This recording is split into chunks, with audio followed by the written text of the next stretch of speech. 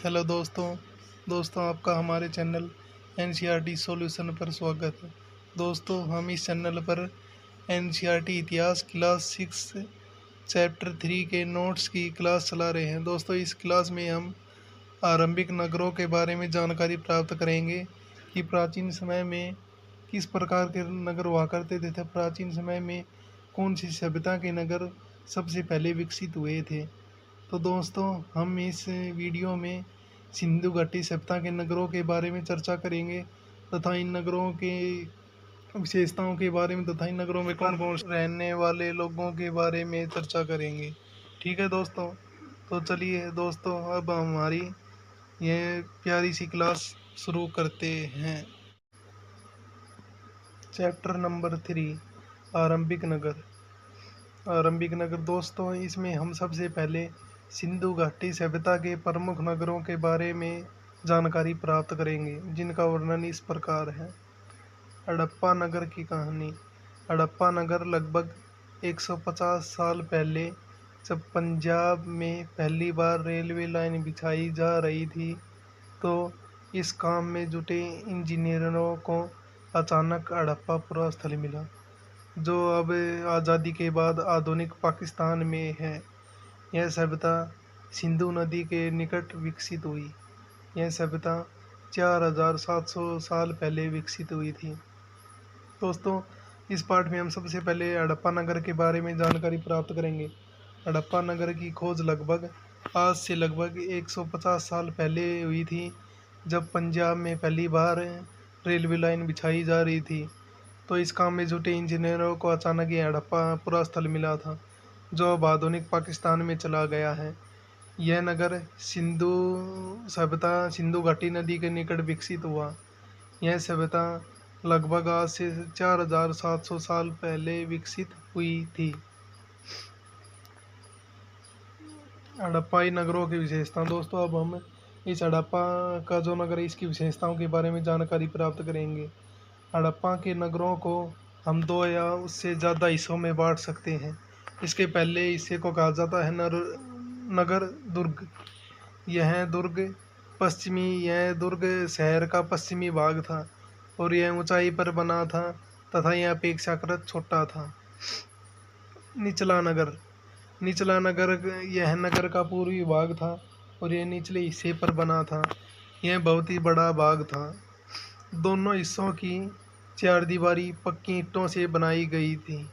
दोस्तों अब हड़प्पा नगर से कौन कौन से प्रश्न बन सकते हैं, मैं आपको इसके बारे में जानकारी दे सकती हूँ। सबसे पहले तो ये प्रश्न बन सकता है कि हड़प्पा नगर की खोज आज से कितने साल पहले हुई थी। तो हड़प्पा नगर की खोज आज से लगभग 150 साल पहले हुई थी, जब पंजाब में पहली बार रेलवे लाइन बिछाई जा रही थी। ठीक है दोस्तों, और यह अब हड़प्पा नगर आधुनिक पाकिस्तान में है। और यह हड़प्पा नगर किस नदी के किनारे स्थित है? यह नगर सिंधु नदी के निकट स्थित है। और यह सिंधु नदी की सभ्यता है या सिंधु घाटी सभ्यता है, यह कितने वर्ष पुरानी है? लगभग 4700 साल पहले विकसित हुई थी। और दोस्तों अब आगे चलते हैं हम। हड़प्पा के नगरों की विशेषताओं को कितने भागों में बांटा जा सकता है? हड़प्पा के नगर की हम 2 भागों में बांट सकते हैं। पहला भाग नगर दुर्ग। यह नगर दुर्ग हड़प्पा शहर का पश्चिमी भाग था और यह ऊंचाई पर बना था तथा अपेक्षाकृत छोटा था। दोस्तों यहाँ पर शायद राजा या फिर पैसे वाले लोग रहे होंगे। और इस नगर का हड़प्पा के नगर का दूसरा हिस्सा कहलाता था निचला नगर।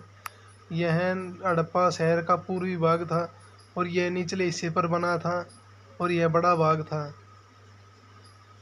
और इन दोनों नगरों को की चारदीवारियों को पक्की ईंटों से बनाया गया था। ठीक है दोस्तों, चलिए अब आगे चलते हैं और अब हम मोहनजोदड़ो नगर के बारे में कुछ जानकारी प्राप्त करते हैं। मोहनजोदड़ो, इस नगर में विशाल स्नानागार मिला और यह स्नानागार ईंट व प्लास्टर से बनाया गया था। इसमें पानी का रिसाव रोकने के लिए प्लास्टर के ऊपर चारकोल की परत चढ़ाई गई थी। और इस सरोवर में 2 तरफ से उतरने के लिए सीढ़ियाँ बनाई गई थी और 4 और कमरे बनाए गए थे। कालीबंगा और लोथल से अग्निकुंड मिले हैं।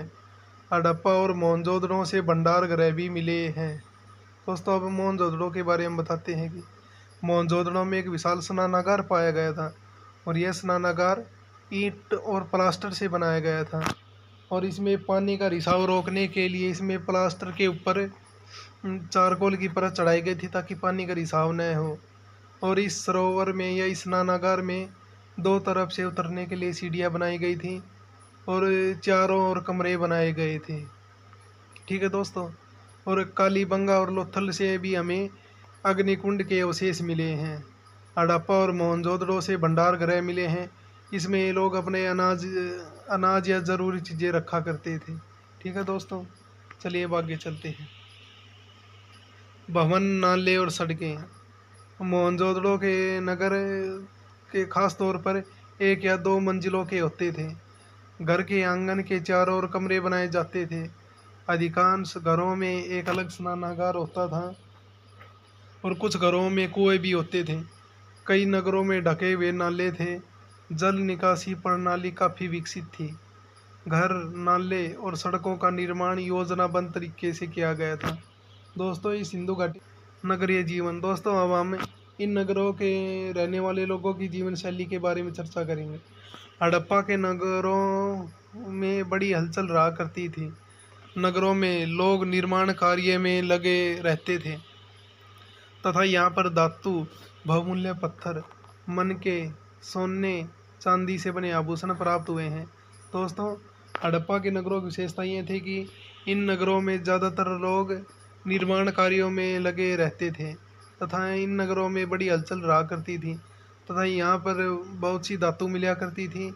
बहुमूल्य पत्थर, मनके, सोने, चांदी से बने आभूषण प्राप्त हुए हैं। लिपिक, कुछ लोग मोहरों पर लिखते थे। दोस्तों, लिपिक का अर्थ होता है कि सिक्कों या बहुमूल्य धातुओं पर अपनी कुछ चीज़ों को लिखना ही लिपिक कहा जाता था। ये लिपिक के प्रमुख कार्य होते थे। कुछ लोग दोस्तों शिल्पकार थे जो तांबे और कांसे से औजार, हथियार, घने बर्तन बनाते थे। चांदी और सोने से गहने व बर्तन, बाट, चट, पत्थर, मनके बनाए जाते थे तथा कार्नियल पत्थर से हड़प्पा के लोग पत्थर की मोहरें बनाते थे। दोस्तों, हड़प्पा के नगरों में बहुत से बहुमूल्य धातुएं प्राप्त हुई हैं। यहाँ पर बहुमूल्य पत्थर भी मिले हैं। मनके, सोने, चांदी से बने आभूषण भी प्राप्त हुए हैं और यहाँ पर कुछ लोग मोहरों पर लिखते थे जिन्हें लिपिक कहा जाता है।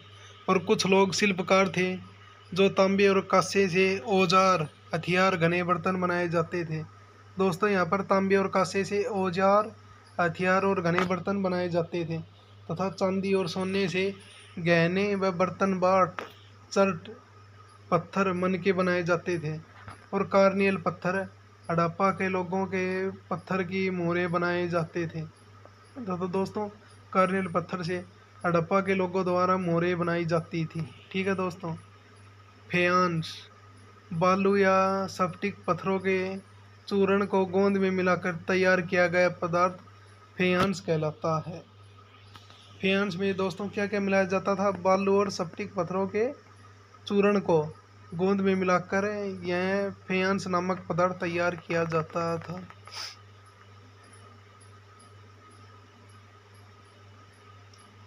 अब बात करेंगे कच्चा माल। दोस्तों, इस सिंधु घाटी सभ्यता के लोगों के नगरों द्वारा कच्चा माल कहाँ से प्राप्त किया जाता था? जो कच्चा माल ज़्यादातर प्राकृतिक रूप में ही मिलता था या फिर किसान या पशुपालक उनका उत्पादन करते थे। मेहरगढ़ में 7000 साल पहले कपास की खेती होती थी। दोस्तों, कपास से बहुत सारी चीज़ें बनाई जा सकती हैं, इसलिए कपास भी एक कच्चा माल है।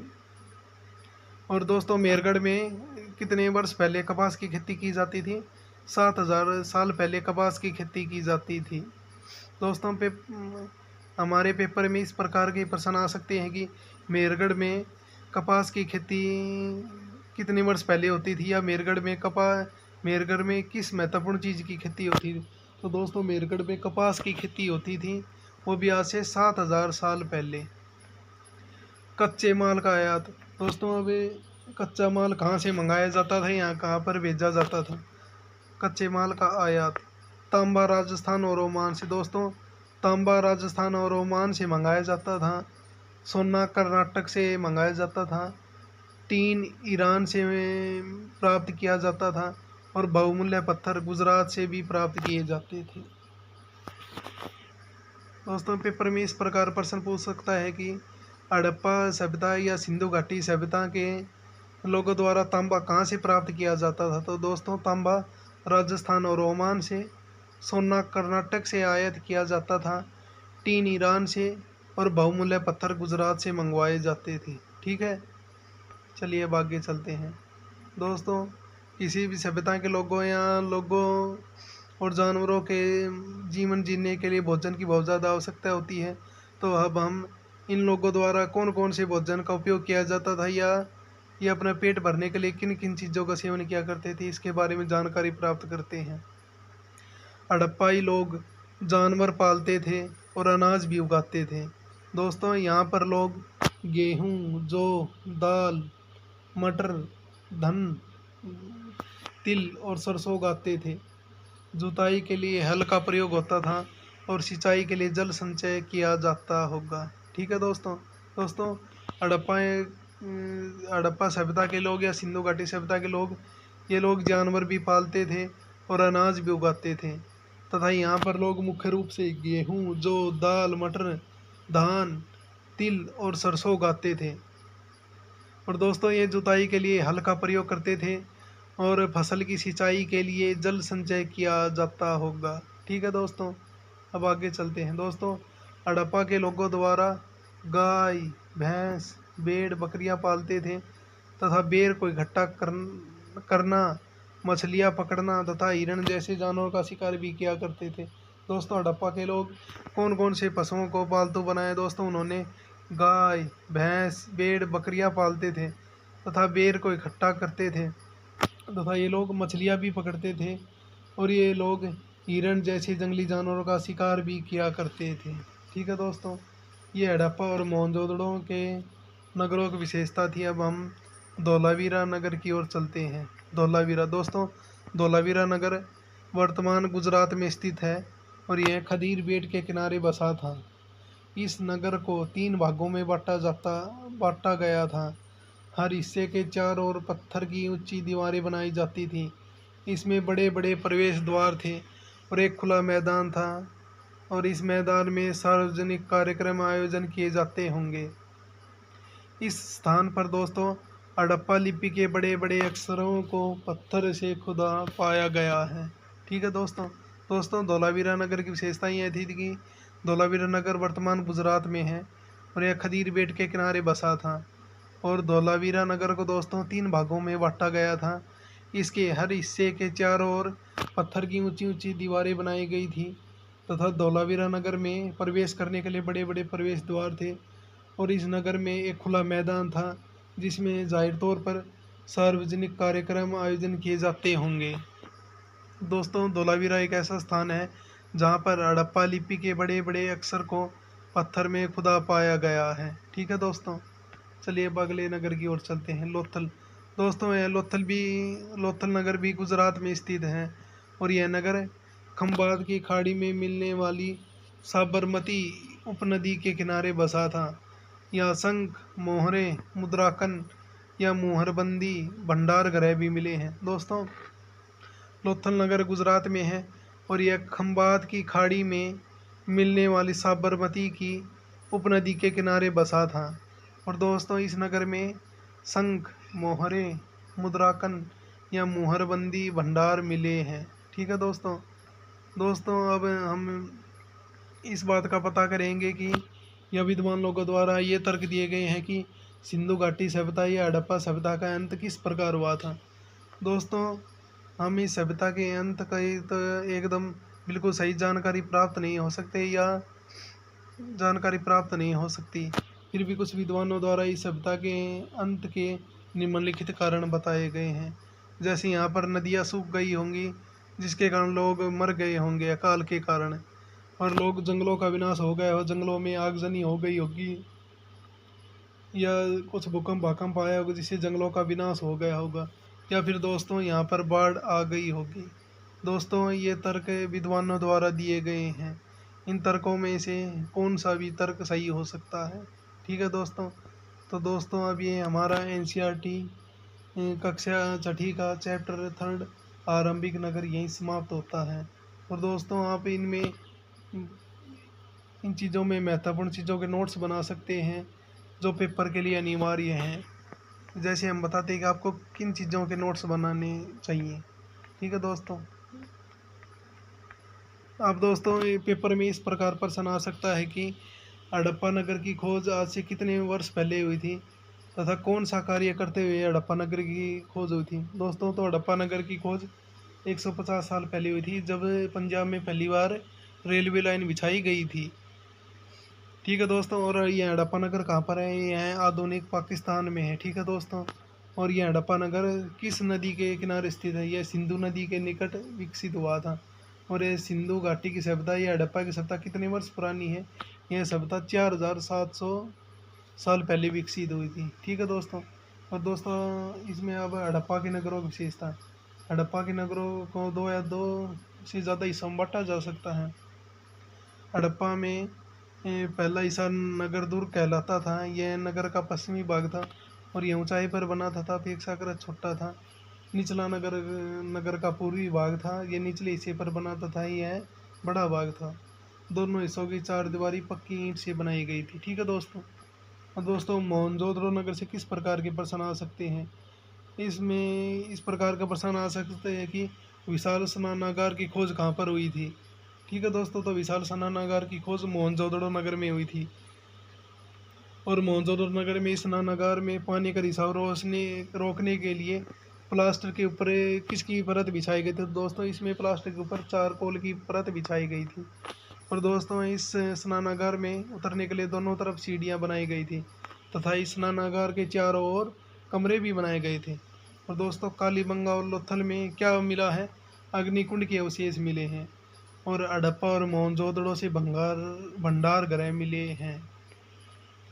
और दोस्तों इन नगरों की मुख्य विशेषताएं क्या थी, यहाँ पर या पेपर में किस प्रकार प्रश्न पूछ सकता है कि हड़प्पा के नगर या सिंधु घाटी सभ्यता के नगर में कितनी इमारतें होती थी। तो दोस्तों इसमें एक या दो मंजिलें होती थी और इनके घरों के आंगन के चारों ओर कमरे बनाए जाते थे।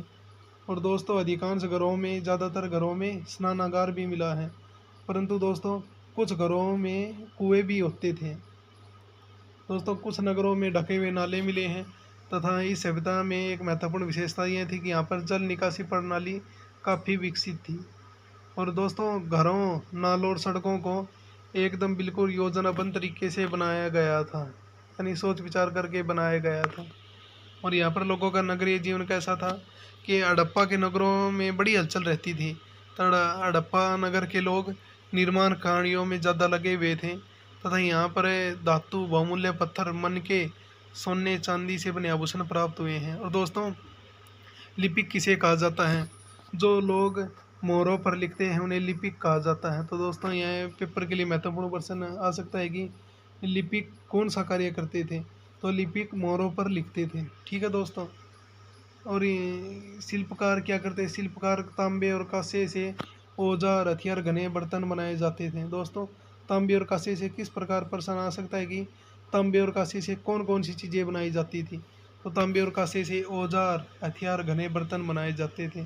और दोस्तों चांदी और सोने से गहने एवं बर्तन, बाट, चट, पत्थर बन के बनाए जाते थे। कार्नियल, दोस्तों कार्नियल एक ऐसा पत्थर है जिसे हड़प्पा के लोग पत्थर की मोहरें बनाते थे। तो दोस्तों ये इसमें इस प्रकार प्रश्न आ सकता है कि हड़प्पा के लोग पत्थर की मोहरें किससे बनाते थे। दोस्तों कार्नियल पत्थर से हड़प्पा के लोग मोहरें बनाते थे। और दोस्तों फेयांस क्या है, फेयांस बालू या सिप्टिक पत्थरों के चूर्ण को गोंद में मिलाकर तैयार किया गया पदार्थ फेयांस कहलाता था। ठीक है दोस्तों। और यहाँ पर कच्चा माल लोग कहाँ से प्राप्त करते थे, यहाँ पर कच्चा माल लोग ज़्यादातर प्राकृतिक रूप में ही मिलता था या फिर किसान या पशुपालक उनका उत्पादन करते थे। और दोस्तों मेरगढ़ में खेती कितने वर्ष पहले की जाती तथा किस चीज़ की खेती की जाती थी। दोस्तों मेरगढ़ में कपास की खेती की जाती थी जो 7000 साल पहले होती थी। ठीक है दोस्तों। अब आगे चलते हैं। और दोस्तों यहाँ पर कच्चे माल का आयात या फिर कच्चा माल कहाँ से मंगाया जाता है। दोस्तों तांबा राजस्थान और ओमान से, सोना कर्नाटक से, टीन ईरान से और बहुमूल्य पत्थर गुजरात से आयात किया जाता था। और सिंधु घाटी सभ्यता के लोगों का भोजन किस प्रकार का था? हड़प्पाई लोग जानवर भी पालते थे और वे अनाज भी उगाते थे। वे ज़्यादातर कौन से अनाज उगाते थे? वे गेहूँ, जौ, दाल, मटर, धान, तिल और सरसों उगाते थे। जुताई के लिए हल का प्रयोग करते थे और सिंचाई के लिए जल संचय किया जाता होगा। और हड़प्पा के लोग दोस्तों गाय, भैंस, भेड़, बकरियां भी पालते थे। वे बेरों को इकट्ठा करते थे, मछलियां भी पकड़ते थे तथा हिरण जैसे जंगली जानवरों का शिकार करते थे। और दोस्तों धोलावीरा कहाँ पर स्थित है? दोस्तों धोलावीरा गुजरात में है और यह खदीर बेट के किनारे बसा था। और धोलावीरा नगर को 3 भागों में बांटा गया था और इस नगर के चारों ओर पत्थर की ऊंची दीवारें बनाई गई थी तथा धोलावीरा नगर में बड़े बड़े प्रवेश द्वार थे और इसके बीच में एक खुला मैदान भी था जिसमें सार्वजनिक कार्यक्रम आयोजन किए जाते थे। इस स्थान पर हड़प्पा लिपि के बड़े बड़े अक्षर को पत्थर में भी खुदा पाया गया है।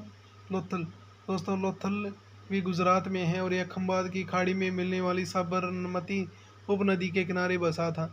और लोथल में दोस्तों क्या क्या मिला है? यहाँ पर शंख, मोहरे, मुद्राकन और मोहरबंदी भंडार गृह भी मिले हैं। और दोस्तों इस सभ्यता के अंत के क्या क्या कारण हो सकते हैं? नदियाँ सूख गई होंगी, जंगलों का विनाश हो गया होगा, बाढ़ आ गई होगी। तो दोस्तों आप इन महत्वपूर्ण चीज़ों के नोट्स बना सकते हैं।